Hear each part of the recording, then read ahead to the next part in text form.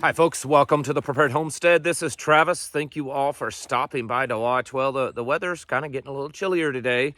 In fact, we've already reached our high according to the weatherman, and we'll be falling throughout the day and possibly some snow coming in here this afternoon. So tomorrow even cooler, but then we get back up in the 60s and 70s next week. So it's not too bad of a deal. A little bit of cold we can tolerate it. It's not that bad.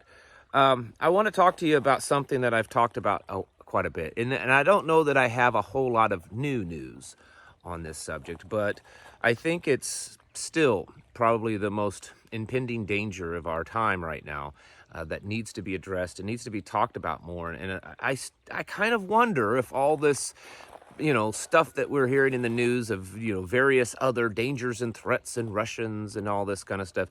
I understand the distraction there is probably to instill fear so that Congress will pass a spending bill to Ukraine, but I think it also is definitely distracting from this subject, and this one is, I think, it's a doozy. And I'm referring to the border issue, not just in general, but specifically the fact that many thousands of people have come across the border that are probably here to do harm.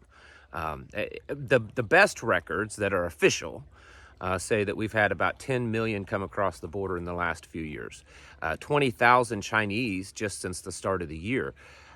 And those are just numbers from the south, the southern border. Don't get a lot of information on the northern border, but there is information, though, that border on the north, the Canadian border, is becoming more and more porous. It always has been, but it's becoming more so because they're pulling Border Patrol agents off of the northern border to take them down to the south. And so the possibility of more people coming across there, or ports, or flying in, or all these types of things it's ever increasing. And this is serious, folks. This is a very serious threat, very serious danger, and we're already seeing the repercussions. This isn't something that could happen. It's something that's already happening. It's just getting worse. I listened to an interview this morning it was Glenn Beck and the sheriff of Butler County, Ohio, and of course you all are familiar with him. He's been in the news a little bit, but he went into more detail of what happened, and the training and the conference that he went to in Washington, D.C., and what is actually happening on the ground, not just at the border, but around the country. And it should be very shocking. Now, just to put it into perspective, this sheriff has, because of all of this, has increased the training and the defense capability of his own sheriff's department, but they are also training civilians. They're creating their own posse, and they're training them to protect, to defend, to come to the aid of their communities, do a lot of kind of almost an emergency response team like what we're doing here in our neck of the woods. And they're doing it because of the danger that's happening and that's spreading around, and it's getting bigger and bigger. If you read into the news, places like New York, Chicago, California, they're reporting a dramatic increase in violent crimes, and so many of these violent crimes are now being related to illegals that's come across the border, the amount of migrants. Canada has now decided to start accepting Palestinian refugees, and they're doing it without really any kind of checks. They're just allowing them to come to Canada out of Palestine or out of the Gaza Strip, and well, I just said that the porous border of Canada and the United States, that's going to be a problem. It's very possible that some of those refugees coming into to Canada could end up in the United States. There is so much global hate right now, and I'm not saying it's everywhere, but there's certainly a lot of places that absolutely despise the United States, and they see weakness. It's like a pack of wild dogs. They see weakness and they're jumping on it. They see America has become weak. They're disgusted with the woke policies. Many of these groups that are coming across the border have religious fanatics, and they're very traditional in their religious fanaticism, and they see what America is doing and spreading across the world as being wrong. There's also just the element of the Chinese coming across. They see weakness, and they feel and believe that they can destroy us from within.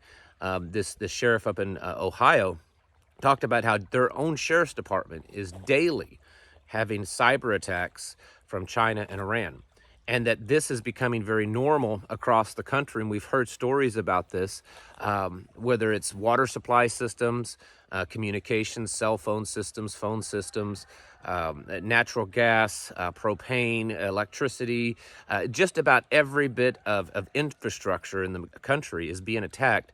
And it's predominantly from China and Iran, and then also from Russia.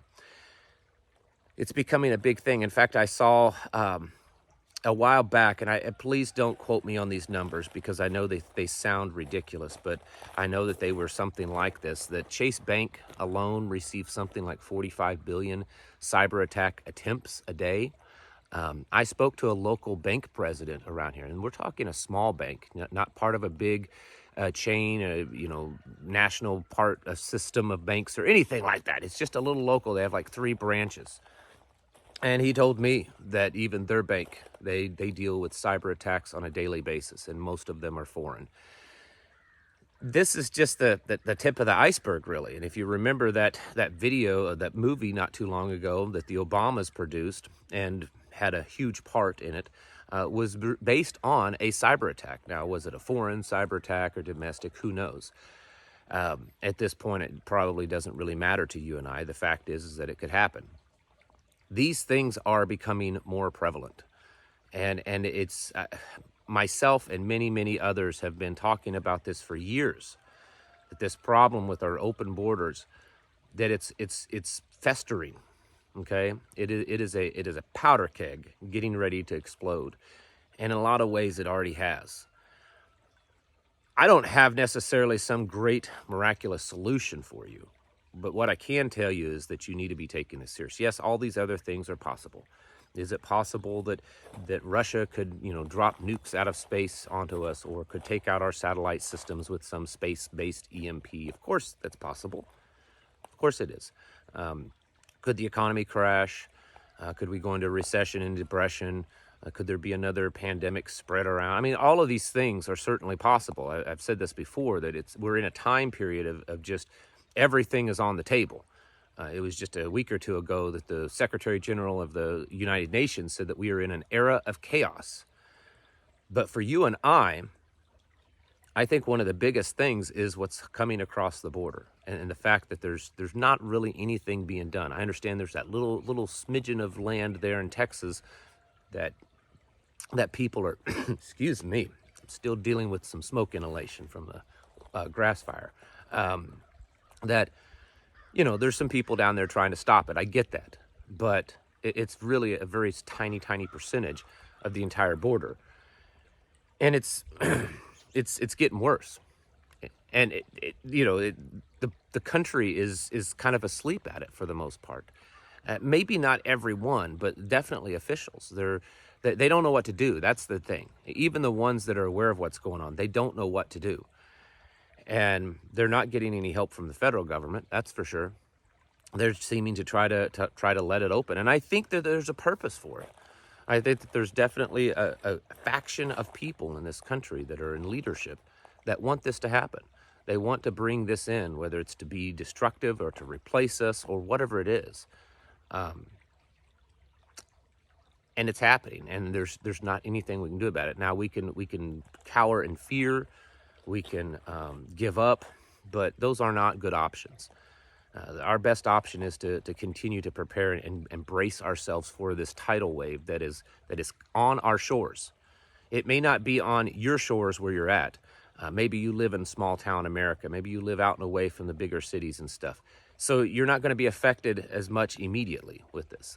It's hitting the big cities first, but it's already in the medium-sized cities too. It's starting to affect them, because if you look at that, I guess you could say travel maps, migration maps of these illegals coming across the border. Yes, they're typically hitting the major cities, but then it doesn't take very long, weeks or months, and they start spreading out away from those major cities, at least a portion of them, and they start filtering into the smaller cities and the suburbs, places like that.